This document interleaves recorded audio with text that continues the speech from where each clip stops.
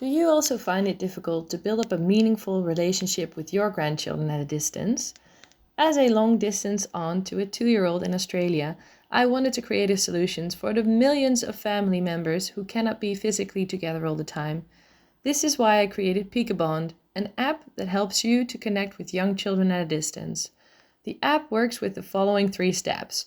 First, we give playful activities suggestions that are based on your child's development stage.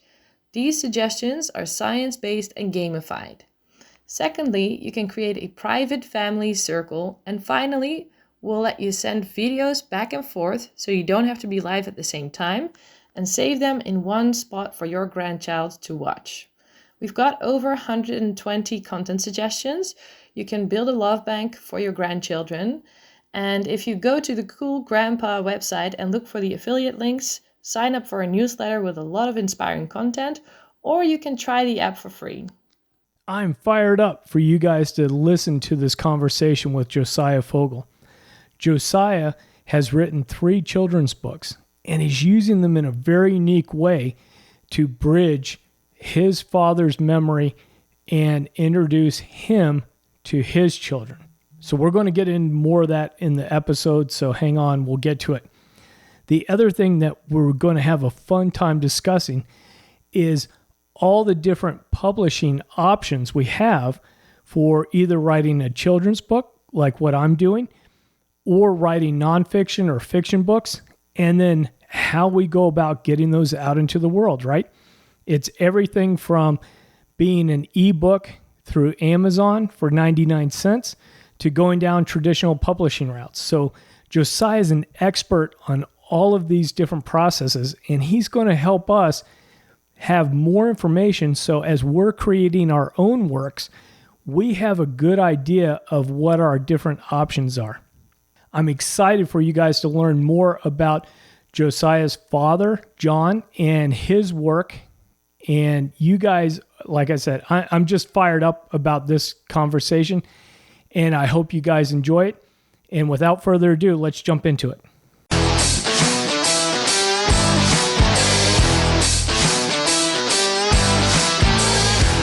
Hello, and welcome to the Cool Grandpa Podcast. This is your host, Greg Payne, coming at you from Studio 12. This podcast is about being the best possible grandpa you can be, focusing on what it is to be a grandpa and how we can all share that experience together for our grandchildren. Hi, Josiah. Thank you so much for being on the Cool Grandpa Podcast. I'm really excited to talk with you because we've got some things in common for sure, besides having cool grandpas and cool dads in our background. And, you know, this is going to be an awesome experience, and I know this is going to help and inspire a lot of people. So thank you so much for taking time out of your day to sit down with us and talk with us. Yeah, I'm so excited to be here with you. It's going to be so much fun. One of the things that I wanted us to do, and for the listeners, this is going to be one of those all will be revealed in time kind of messages, right? Is I'd love for you to introduce your dad to us and tell us a little bit about his background, his work, your adventures as a family, and help us get to know your dad a little bit so that we have that context moving forward. Yeah, so my dad is from the suburbs of Chicago, Elmhurst, and he was a systems analyst who really came to know the Lord through a mentor of his, and decided to go to a Bible college. And he went from this Bible college, decided to be a missionary, and so he left the U.S. and went to the Philippines, and decided that he wanted to go there and help tell people about Jesus.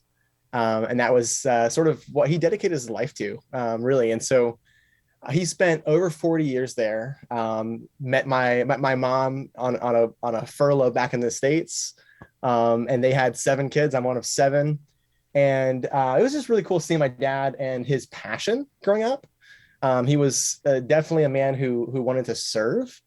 He wanted to serve our family, wanted to serve the people of the Philippines.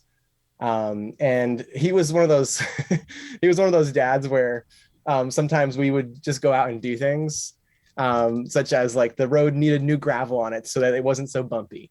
And it'd be like one of those things where we'd be we'd be out, just taking wheelbarrow after wheelbarrow of gravel, filling in potholes and things like that, smoothing it out.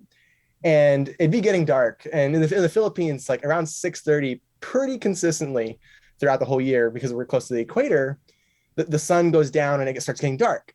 And so I remember distinctively one of the stories with my dad, and just like his work ethic. Like, we weren't done, but it was getting dark, and I'm like, Dad, it's dinner time. It's getting dark. That's logical. And he's like, we're not done yet. And I'm like, but Dad, it's getting dark. And he's like, we're not done yet. So we literally worked in the dark, and there was like really little light. And it was I just remember that very, very distinctively. And so that's kind of like the role model he was for me, in that way of like work ethic. And also just like of just being intentional with the family. It can be very easy when you have a lot of kids, that the kids get overlooked, or but I always distinctly remember, like, when I was with my dad, like, he was present and very, very intentional. So that's a little bit of the background. Fast forward to, I was in college, and he ended up getting cancer. And he came back to the States, and he'd been there over 40 years in the Philippines. And the doctors originally told him that he had about 6 months to live. And he ended up living another 5. It was hard. And really kind of like my story and stories with Grandpa, what I do, comes from wanting to share his legacy. Because it was actually the week after he passed away, that my wife and I found out that we were pregnant with my son Liam, who's my oldest of three boys now. And so I've always wanted to share his legacy, share the stories that he would teach, the stories that he would preach, and just really make sure that my boys know who he is, knew who he was. Originally, I was thinking memoir. I'm going to write a memoir about my dad and his legacies and his stories and adventures of going on hikes. And there's a World War II island in the Philippines called Corregidor. And so we would camp out, do all this fun stuff, read, historical history books and people's stories. And we would like retrace their steps. So like all these fun things that we would do. And so I thought I'd put it in a book. And then it really was cool how the stories with Grandpa came about. But we'll probably talk more about that in a minute. So that's a little bit of my dad. Yeah, because I've got a bunch of questions for you. One is, and I may have missed it, but what was your dad's name? So my dad was John Fogle. Okay. John Fogle. Okay. Yeah. And so he is working as I think it was computer programmer, engineer. Yep, like a systems analyst. Systems analyst. Engineer. Yep. Right.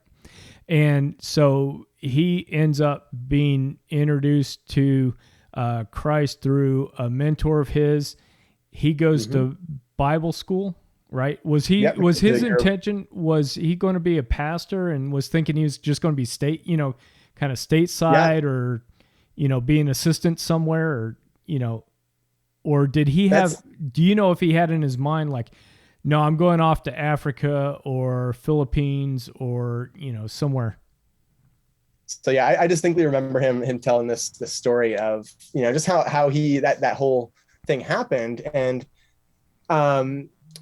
no, he actually, his boss at the time, because he had been a couple years into the workforce, and his boss at the time was like, okay, I'll give you a year's leave of absence. Go ahead, when you come back after that year of Bible school, then come back to your job and all will be fine.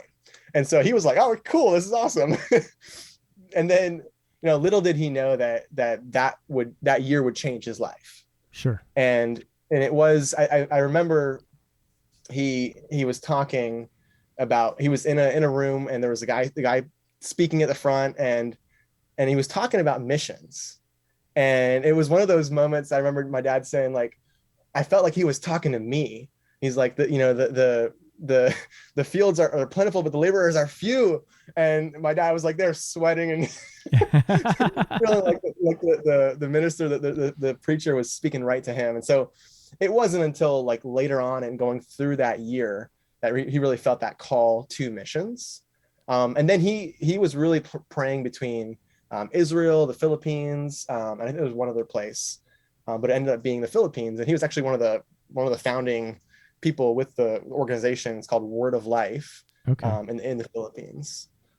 Yeah, because that was going to be another question too. Was essentially, did he choose the Philippines, or was the organization that he was associated with decide to send him to the Philippines?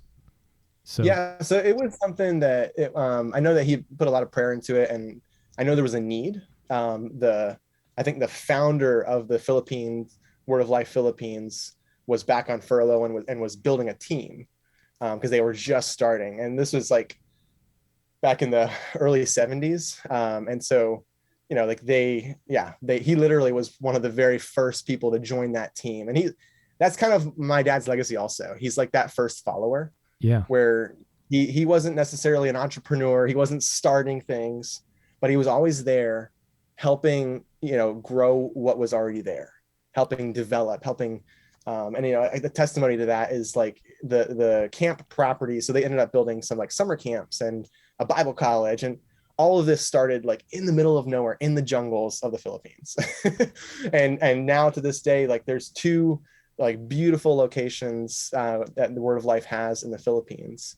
One on the northern island of Luzon and one on the southern island of Mindanao. And my sister, actually, my eldest sister, actually still works with the organization. Her and her husband, wow, which is pretty awesome. Yeah. very cool. And I can just imagine. I mean, Philippines in the 70s, it would have been the drawdown of a lot of the U.S. military presence that was there for the Vietnam. The Marcoses were in power. Things were a little dicey at times. And, volunteering to go in and do that. And to your point, I think there's something there to be said, too, about that spirit of, I don't know, lack of a better word. What's coming to mind is a shepherd, right? The person that's going to take that step forward and be the first one to cross the line, so to speak, to go out and do this missionary work. And so that's fabulous. Yeah. I don't know if you've ever seen, or if people listening have ever seen that video. And it's this video of this like massive hill. And on this hill, there's a bunch of people just sitting with blankets and having picnics or whatever. And then in the middle of this like massive scene, one lunatic stands up and starts dancing like crazy. He's like, start dancing. And then he's doing it for about, 2 minutes, and the video just keeps filming, and he's just doing, throwing his hands up in the air. And not until that first person, who is not the person that started it, stands up and starts doing something, it's like a domino effect. And it's really cool to see that. And like in this video where everyone is like, oh, we're doing this. Okay, cool. Everyone stands up, and it's like being in church and someone stands up during a song, and then like the next person, or, during an applause, like someone's like, oh, this is great. Right. And then someone else stands up. And I think that's so true in life, and it's cool to see that happen outside of isolated settings like a theater, like a church, like a hill where people are dancing, to see that momentum build to something it's like awesome. And that's just really cool for me to look at my dad and what he did. And he was like that second guy standing up. And so it's cool. I'm proud of him. Yeah. Well, and it's amazing that, and it's interesting that when the moment arises, who takes that step forward for whatever the circumstances, right? You could, we're talking about missionary work, but whether it's military service or somebody, might completely off topic, but it ties in a little bit, is my dad got a phone call when my brother was signed up for soccer, and they said,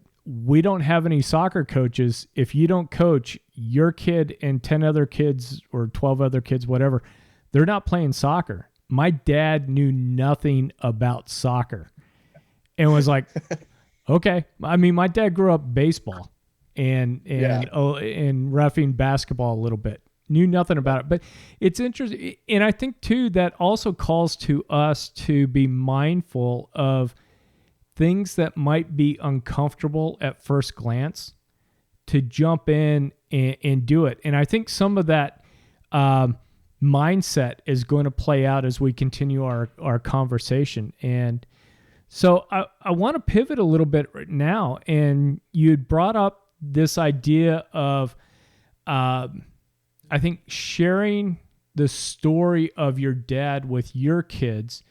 And you initially thought it was going to be a memoir or, life story or a collection of stories, about your dad, right? And then you pivoted over to writing 3 children's books called Stories with Grandpa. Now, talk me through a little bit about how and why, if you remember, you pivoted away from sitting down at the typewriter and writing, the memoirs versus trying to convey those stories and those teachings of your father to your children through the children's books. Yeah, no, it was an interesting sort of experience. So the company I work for helps people write, publish, and market their books. And so it's a really cool, it's sort of like a cheat code for me personally. But I had this desire to share that legacy before I started working here with self-publishing school, and I'll talk more about that in a little bit. But what really, I got thinking as I was spending time writing out different stories and thinking through what I wanted to do, and it just kind of hit me that like the thing that I'm like the project I'm working on is something that it might take me a year or two to write this book, compile it, publish it, get it out there, market it. And really, honestly, it wasn't necessarily something I was going to do I didn't really need to market it. Like, it's this for my kids, for my family. Originally, it was my initial thought.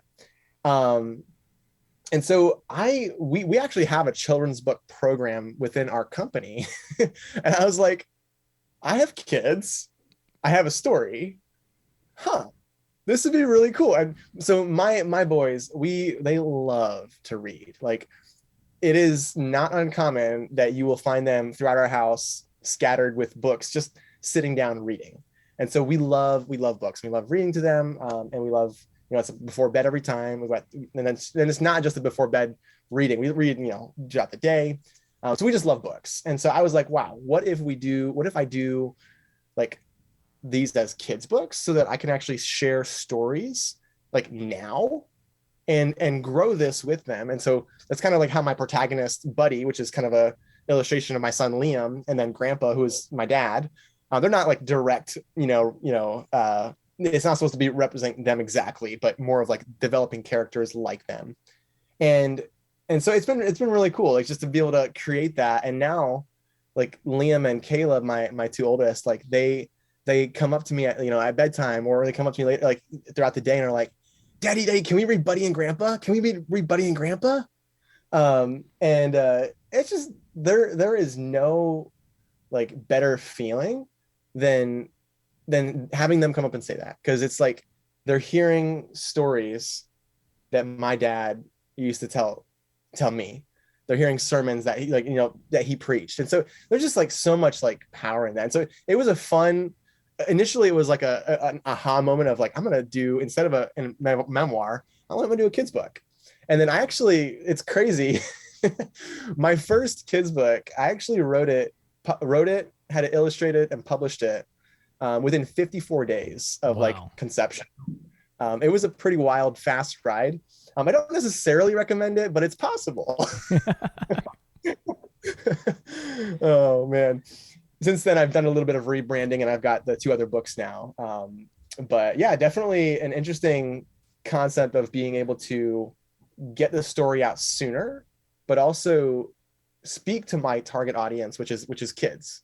I want stories that kids want to read, that parents, want to get for them or buy for them, or, to have in the house. And I think too, it strikes me being a little bit older is having that ability, it seems, maybe to go, hey, if my father was here and he was down playing with the kids, what are some of the stories or what are some of the things that he might be doing? And I don't know, what are your thoughts on that? Am I just, Oh no, yeah, that's so, in like very like first my first book. There's a couple of things that my dad, he was a highlighter kind of guy, so he loved books also. I think that's kind of where he instilled that in me and my siblings. He was the kind of guy where if he was reading a book, like to study, he would highlight, and by the time he was done, there was more highlighted than unhighlighted.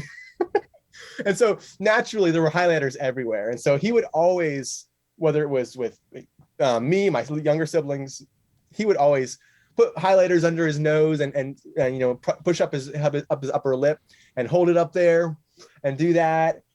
We would make highlighter towers, and that was one of the fun things. And so in my first book, David's Mighty Men, like that's one of the things that Buddy thinks about his grandpa. He's like, oh, he loved building highlighter mustaches with grandpa.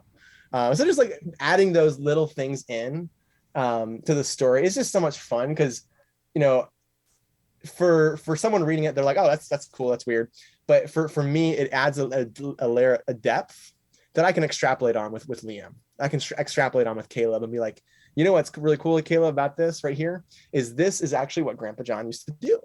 He used to do these things with your cousins, with Daddy when he was little, and it's so special, just to be able to, we've got pictures we can look at, but how often do you pull out, the photo albums? How often do you pull out the pictures? Whereas this book, we read this book, at least a couple of times a week. Yeah, and it allows the kids to jump into the story and, one, enjoy the story for what it is, but then two, now that they know that the grandpa character is similar to Grandpa John, they can kind of pull out and have a little bit, I don't know, it's a little bit more of a relationship that they can have one-on-one because they can go to the book, right? They don't need to hear the story from you. They get the extras with that, but it's, hey, here's what Grandpa John was like. Yeah, and it's fun seeing them do that. Like you'll see the kids do that with other books too, where they'll go and just look at the pictures, and like they're not, my son can't read yet, but he's looking at the pictures and he's just soaking it up because he knows what's the words should be, because we've memorized it. And so that's a fun thing too, just thinking through like that element. Yeah. Well, let's take a bit of a departure and briefly run through what each one of the three books are. Just give us the highlights as far as, hey, this one's about this one's about that. Yeah. So David's Mighty Men is the first book I wrote, and it is about the three of David's mighty men.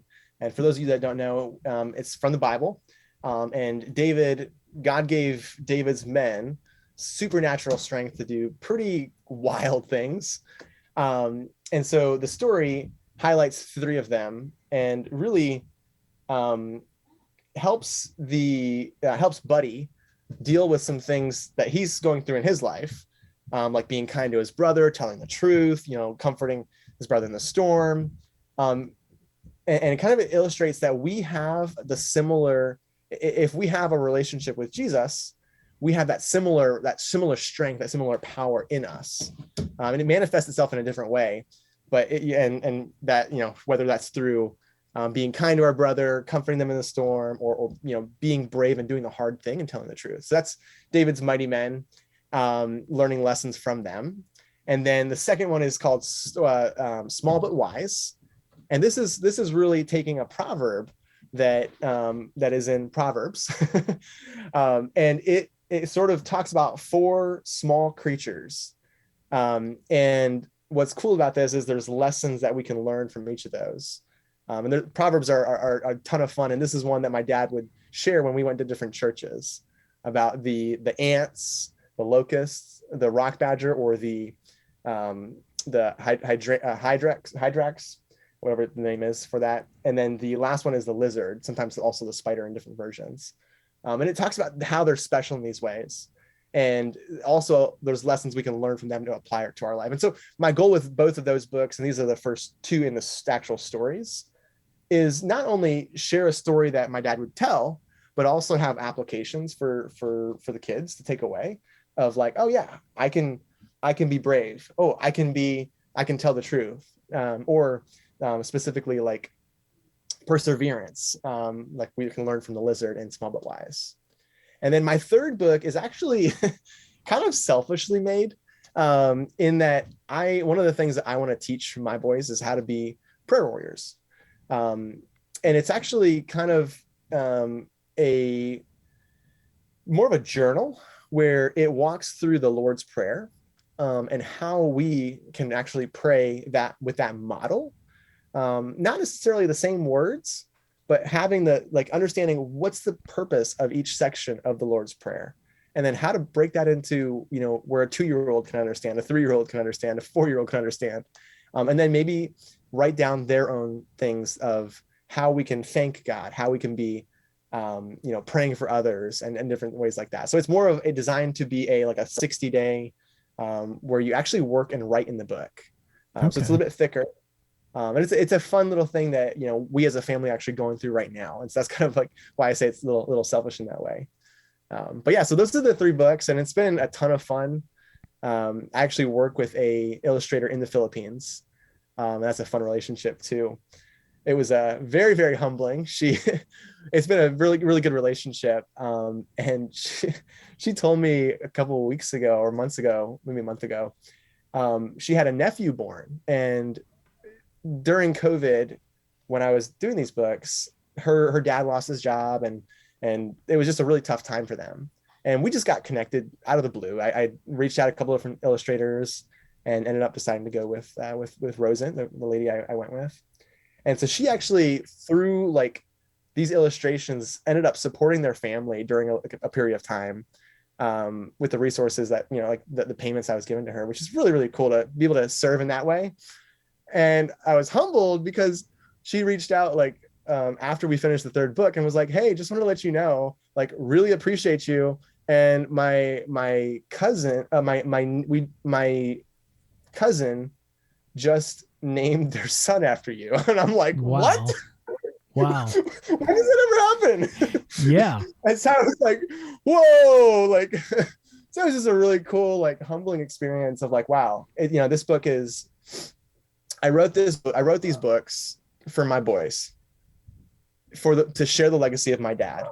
And they have now done more than that. They've done that, and they've also impacted readers. And I've been consistently selling 3 to 4 copies a day of these books, and now even the illustrator and her family. It's just cool. It's amazing to see what can happen when you just step into something, and you just kind of run with it. Probably similar to you with this podcast. It's you've had so many cool stories of cool grandpas, and just really, really neat to see what happens when you just take that step. Oh, absolutely. And and it's amazing when you do get that feedback that, through what you're paying, the amounts for illustration sustained a family during, that downtime. And you had probably no idea. You were like, oh, this is going to the bank. This is maybe buying a moped. This is, whatever the lifestyle in the Philippines was, right? It's just, okay, I'm sustaining somebody for this. Yeah. And little do you know, it's sustaining the whole family. What's been the reaction? How did your mom react when you were, when the book showed up, right? Because this is, about her husband, maybe not directly, but. So that was the first physical copy, was actually, my brother actually got it first and opened it. And I showed up at their house, and my mom was there, and he was reading it to my cousins, she was reading it to my cousins, and like it brought tears to my eyes, because it was just like really, really special to see that. Like, first thing I see of my book is my mom reading it to my nieces and nephews, and then my kids.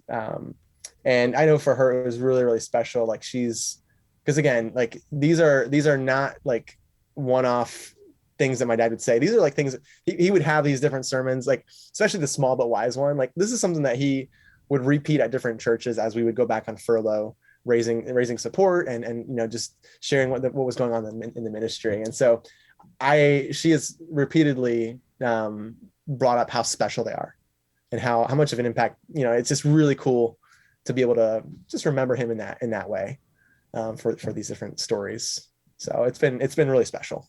Oh, I bet it was probably a little bittersweet as well, right? It's the, hey, these were his stories and his sermons and that sort of thing, but then also recognizing that he's no longer there. But what an awesome tribute and connection, I think. Now, I guess we touched on it a little bit, but the kids are understanding that, yeah, this, the grandpa is, essentially your dad, right? Mm-hmm. They've got that. Yeah, they've got that. And so we actually, something that we did pretty early on, was I wanted them to know, at least from a visual, like what my dad looked like and what their grandpa looked like. And so we actually had a wall on the side of our refrigerator, that we put up pictures, and it wasn't just my dad, it was the family. Since I'm one of 7, I've got I have 6 siblings, and almost all of them are married, and they've all got kids. And so we've got a massive family. And we don't all live super close to each other. We're in Virginia, a lot of them are up in Pennsylvania, some are, and so wanted to like make sure that the kids growing up were very familiar, like, hey, that's my cousin, that's my aunt, that's my grandpa. And we wanted to sort of make it so that it wasn't, oh, who is that? I wanted them to always know that's Grandpa John. And so it was, when I wrote the book, it was kind of they already knew. There wasn't this huge explanation of like, hey, this is your grandpa. Like, they were like, oh, that's Grandpa John. On our Apple TV, we've got it cycling pictures, and there's pictures of my dad that pop up, from when he was alive and with us. So we make it a point to make sure that he is known. And I think that's kind of really what the books are, is an extension of that. That's amazing. And just to catch everybody up, Josiah and I had talked about, and a fair amount of listeners know, but if there's anybody new or they don't know, so the children's book that I'm working on is titled My Grandpa's Grandpa. So this is going to be for my grandson, Charlie. And the premise is that I'm putting Charlie to bed, and then he starts the typical 3-4-year-old, 20 questions, right? Sometimes it's about vacuum cleaners. Sometimes it's about whatever. This particular story, he's asking me about my grandpa. So that would be his great-great-grandpa. And so I've got that book that's in development now. It's off to the illustrators. And so, I've taken the plunge. I've jumped in, certainly not hit the 54, 54 weeks that you had on yours, or 54 days to go through 54 days. Oh my gosh. Yeah. 54. I was like, a year. That's not so bad. No, 54 days. So mine's not that quick, but it was interesting to dive into that space. And so I know that you work with self-publishing school, mm-hmm. and you work with people that probably come to you with ideas of, hey, this is the next great American novel. And then you've got some folks that are maybe writing some memoirs or some family histories, or you get guys like me that are like, I think I've got a children's book in me. So yeah. What's some advice that you have for people if they're sitting there thinking that they've got a story or they've got something inside them that they want to get down on print, or produce, whether it's, like I said, for a family history, or it's like, oh, I think I've got, a great novel in me. Yeah, and this is actually something I talk a lot about with a lot of different types of authors. And I think the first piece of advice I would give for anyone that wants to write a book or share their story, is to start writing. And really what I mean by that is it's kind of twofold. So figuring out and really just crystallizing why you want to write, like who is this for? What do you want the person to take away from this? So crystallizing your why. And then once you've gotten that down, start just dumping ideas, like download those ideas onto paper. It can be digital, it can be, actual pen and paper. So just write your ideas down and spend like bursts of time. You don't have to do for hours and hours and hours, but like get the ideas out on paper. And then what's next after that, I always recommend is like organize those. And then once you've organized them, just start writing. I think the hardest part, with sometimes with writing a story and with being an author is that my story is not good enough. Who's going to want to read this? I'm not a good writer. That's actually something this is so funny. I was telling my wife the other day, I'm like, man, I don't feel like I'm a really good writer. And she's like, what? Like, and we had John Maxwell, leadership coach and author of 83 books. We had him on our speak at one of our conferences that Self-Publishing School put on, and he was our keynote, and he was talking about his first book and how he felt like he was a horrible author.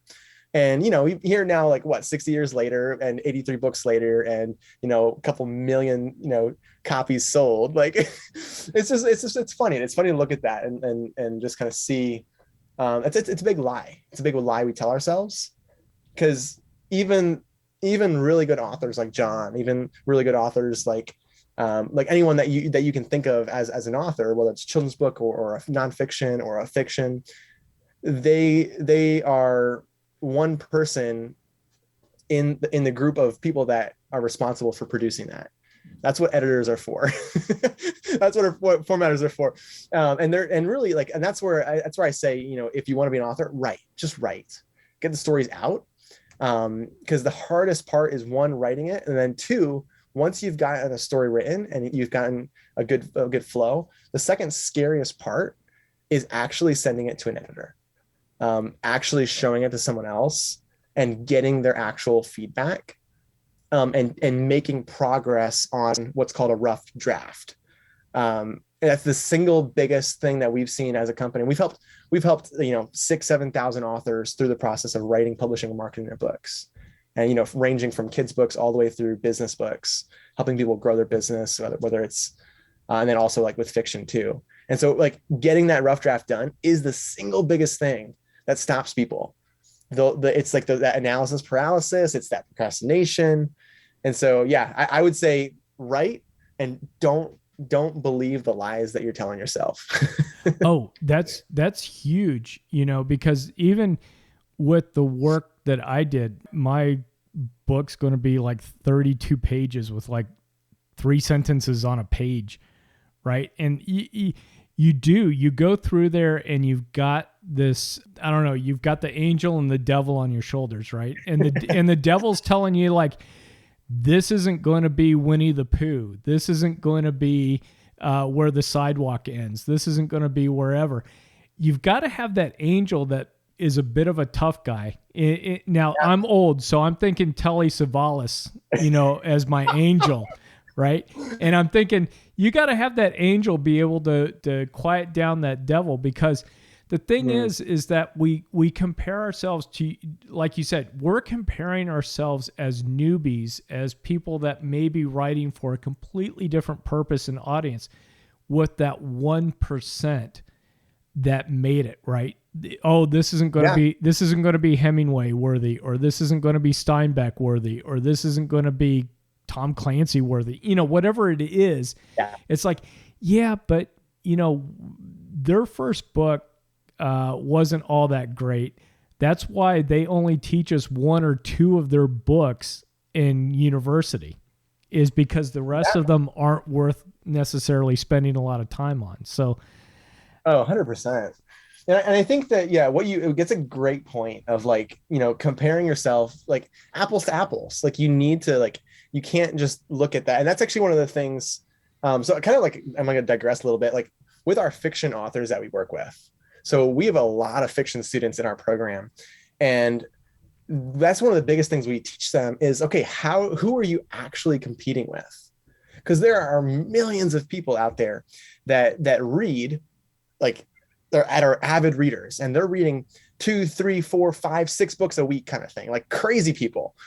And they're not reading the same book every single time. They're looking for new stuff to read.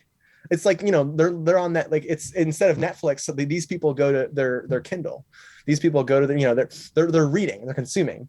And so that's actually, we teach people, who are you as an author? What is your genre? Like, who are you competing with in that genre? We call those a tier one. And it's really like competition for that market segment. And this even works with kids books too. Is like, who are you actually competing with? I'm not competing with, even though it was like a great ego booster for me when I launched my book. I was #1 over top of the Bernstein Bears in one of my categories. And I was like doing the happy dance, like, woo-woo! And so that was really, really cool for me. But at the end of the day, I'm not competing with the Bernstein Bears. Like they've got a brand, they've got this massive, and I'm not going to be able to keep up the sales to compete with that.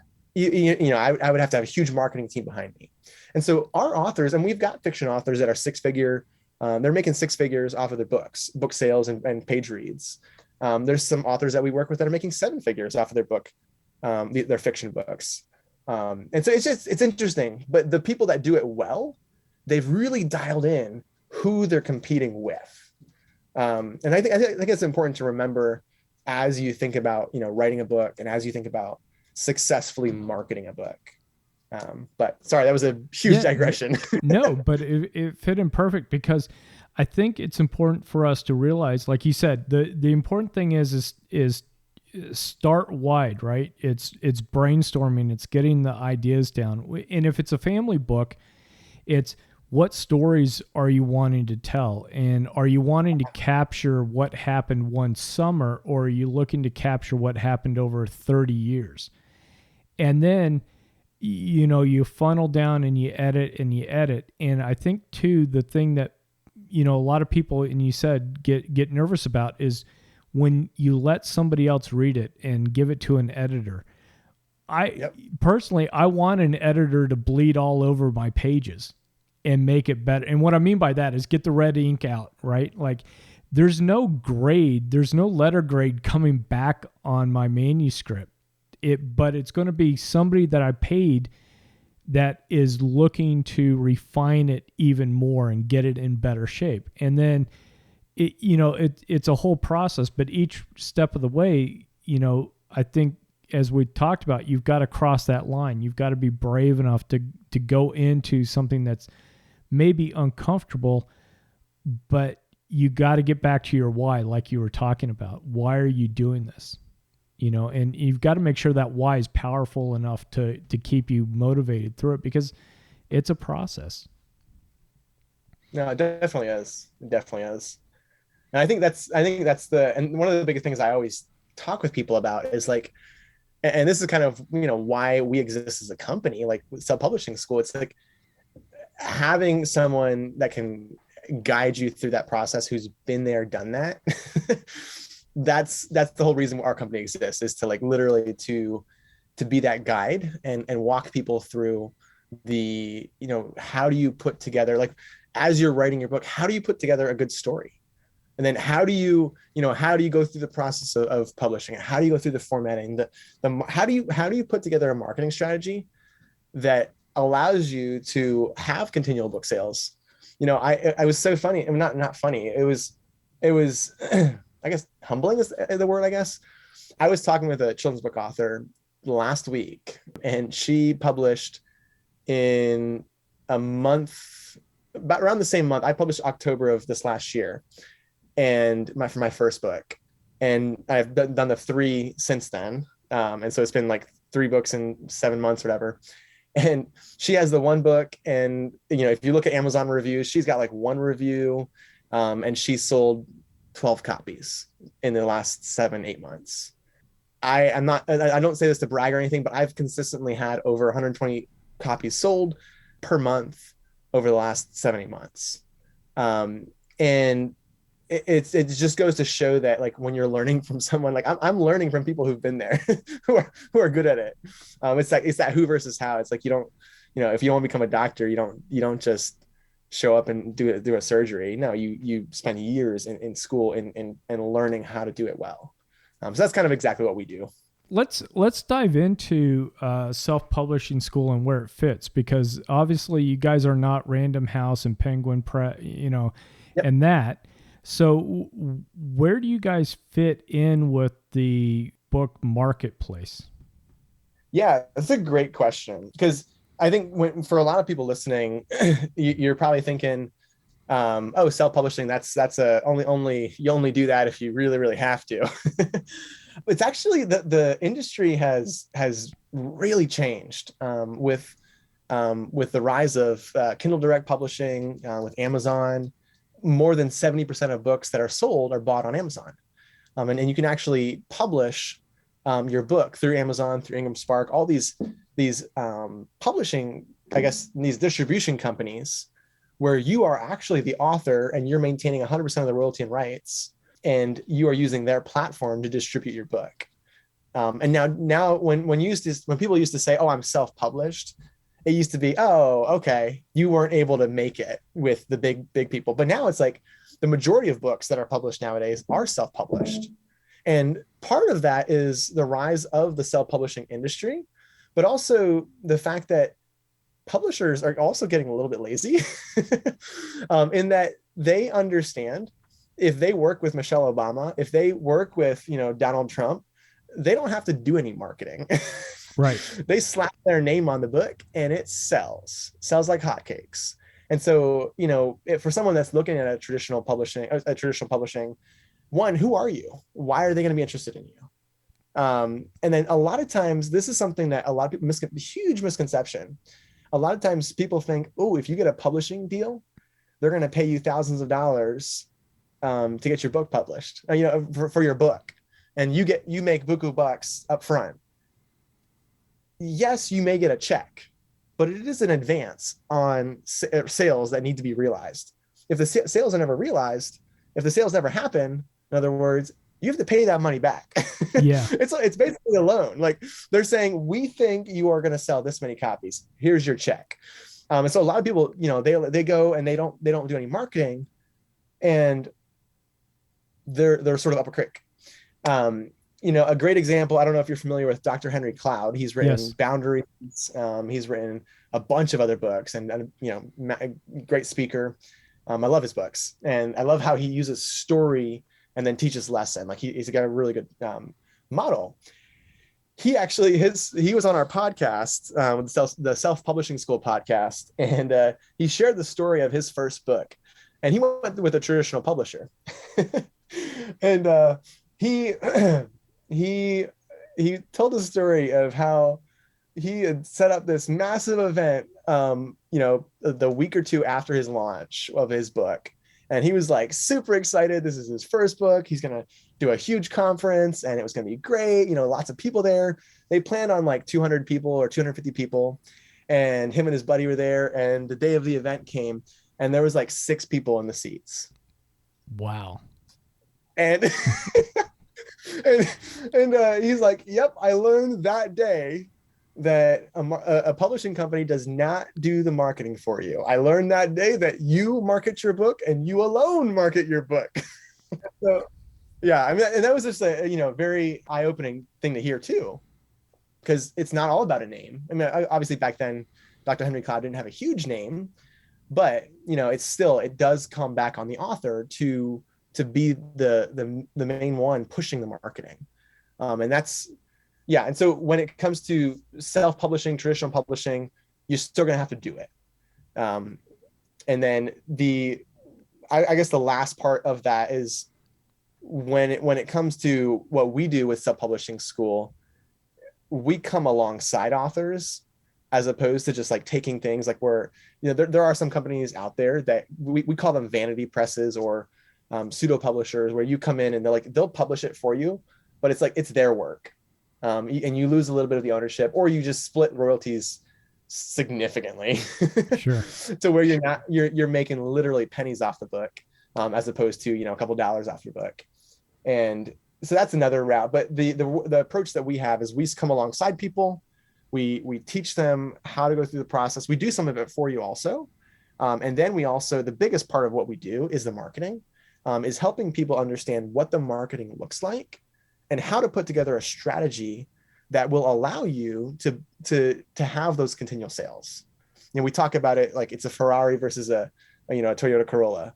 Now, your Ferrari will, it'll get you there quick, but the Toyota Corolla is going to last you the 20, 30 years. And at the end of the day, people, you want the Corolla. So yeah, it's I hope that. No, it does help, because I think that's what a lot of people need, is they need to have knowledge of the options and what's out there, right? And they don't need to think about, oh, well, I'm a first-time author. Somebody at a publishing house gave me $5,000. Well, it's like, well, that's great. You got that advance. But to your point, if you don't sell enough books to zero that out, you're into them for whatever the remainder is. And you've got to be able to hustle and publish that book. And if you don't make it to Oprah's book club, I don't even know if that's still a thing, that you're going to be in trouble. And I think it's good for authors to know how to get in and market. Maybe they don't build their own websites. Maybe they don't, book themselves on podcasts or whatever, but it's good to be in control of that. And I think it sounds like what you guys offer is, hey, we got some expertise that we're willing to share and help you with. And then, we've got a way to get your book and your product out to how you want. It's the threefold approach of the coach, of the blueprint, like the course, and the community, where you've got people beside you, you've got someone ahead of you, and then you've got like an actual blueprint to follow. And so it works really well. We've got so it's a great program. And something that's helped me in my book. And we help publish, I want to say it's like 3 to 4 books a day, which is kind of a crazy number to think about. Wow. Yeah. Oh my gosh, 3 to 4 a day. That's crazy. It's we're on a rocket ship, and it's a ton of fun. Yeah. So. Yeah. Well, and I think too, that's also a testament that publishing doesn't have, the gatekeepers and things the way that it used to. I mean, similar to if you think about the way television used to be, right? You got 3 networks, or maybe 4 if you're throwing Fox into it at the time. If you got a screenplay and if it doesn't land on one of those 4, you're out of it. And now you get your own camera and go make a movie and put it on YouTube and see if it goes, or something else. And in this case with publishing, hey, we've got illustrators that are in the Philippines and in China and in different places, do great work. You can get in contact with them. And then all these different publishing, outlets and support systems and levels of support kind of all over the place. So I think it's great that there's so many options for people. Now, 100%. Josiah, is there anything that I haven't asked you about, whether it's about your dad or your books or even self-publishing school, that you would like to talk about or that I missed? Yeah. So I guess if anyone's listening to this and is like wondering, how do I get in touch with Josiah, or how do I get in touch with self-publishing school? It is pretty simple. You can obviously go to our website, self-publishingschool.com. And there's a ton of information there. If you want to talk with me directly, I would love to do that. I actually set up a calendar for events like this, where I've got 15-minute slots, and really just hear people's ideas, talk about their book, talk about our program a little bit, see if it would make sense. And so that's the same domain. So it's going to be self-publishingschool.com /Josiah, and that's Josiah. And so, yeah, that's one way. If you guys want to book an appointment with me, feel free to do that. Like, I would love to chat with you. Won't be a long conversation. If and I can set you up for the best next step, whether that's like sending you some resources to take a look at, or if it would make sense to have you work with us, I can actually set you up to talk with someone on my team who can talk more details about self-publishing school, what we do, sort of the costs involved, and what that looks like. And then also my books, they're available anywhere books are sold. If anyone wants to grab a copy, you can look up Josiah Fogle on Amazon, Walmart, Barnes and Noble, Books a Million, you name it. They're out there. So cool. Yeah, I would say those two things. Yeah, and we'll be sure to put links to those in the show notes. So, in case folks are out jogging or doing whatever and didn't have a chance to write it down, they'll be in the show notes so they can reference that. And then also, I'll be sure to put the stories with Grandpa, your website, as well into the show notes too. Storieswithgrandpa.com. Storieswithgrandpa.com is. I was very surprised that it wasn't taken. That Cool Grandpa didn't take it yet. Yeah, you beat me to it, man. Oh man, I can give you $40. It's a work in progress. Yeah, I'll give you $40 for it.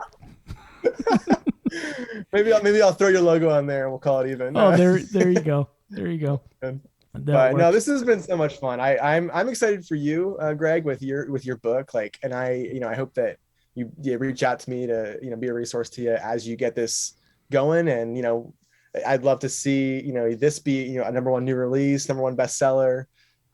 So yeah, I'm ecstatic for you, man. It's so much fun. And if there is anyone on the fence there, like, man, I've been thinking about writing a book.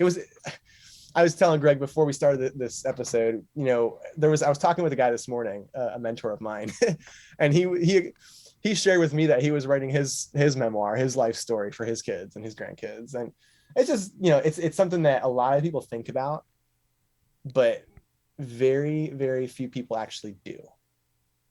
And I think, if you're in that boat of like thinking about it, I challenge you, like, have a conversation with me, reach out to Greg, talk about his experience.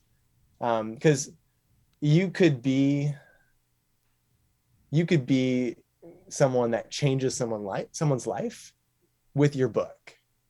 And it could be someone that you never meet. I'll share this last story. I got a message on Facebook from a lady who, the name looked very strange and I had no recollection of this person. And I started reading it, and the story was like, Josiah, I just bought your books, and I was reading them to my grandkids, and I was starting to cry as I was reading them, because I remember your dad sharing these stories. And so this is someone that he'd had an impact on back in the day, and it was years before me, I guess. But it was amazing to get that message. And like, I started tearing up because I was like, man, I've never met this lady, and now her kids and her grandkids are reading my book about my dad, who followed an urging of the Lord to leave the States, leave Chicago, go to the Philippines, and just the impact that you could have by simply leaning into what you feel like you should be doing. It's just huge. And so I would just, if you're feeling that little urge, book a call with me. I'd love to chat. And hey, who knows where it'll go. Yeah. And I second that. And for the folks listening to this, and we talked earlier about following these promptings and being the volunteer that steps across the line. If you've got a story, if you feel prompted to share your story or family history story, take a step across that line, reach out to Josiah, because the sad thing is, once we're gone, we're another generation removed from being forgotten, unfortunately for most of us. So and I'm not trying to bring us down, I'm just trying to say, hey, what's that in marketing, right? Create a sense of urgency. So Yeah.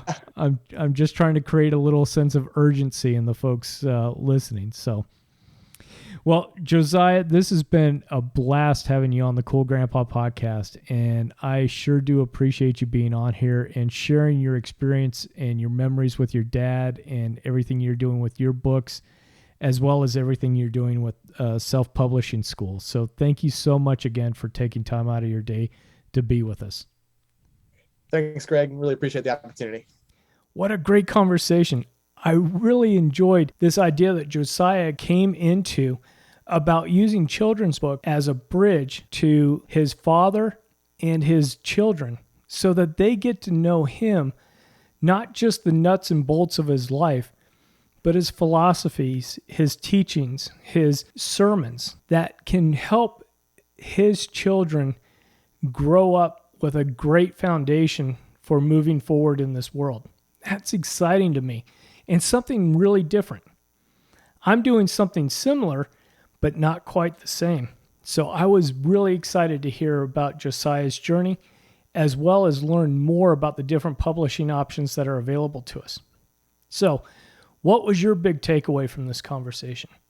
I know Josiah and I would love to hear from you, so go to the show notes and down below in the comments section, drop us a note. Let us know what you enjoyed about this conversation. The other thing too is, if you enjoyed this conversation, I'm sure you've got a friend that would enjoy it. So do me a favor, please share this episode with a friend. That's the great way to help get this message out about the importance of grandfathers. Until next time, remember to stay cool.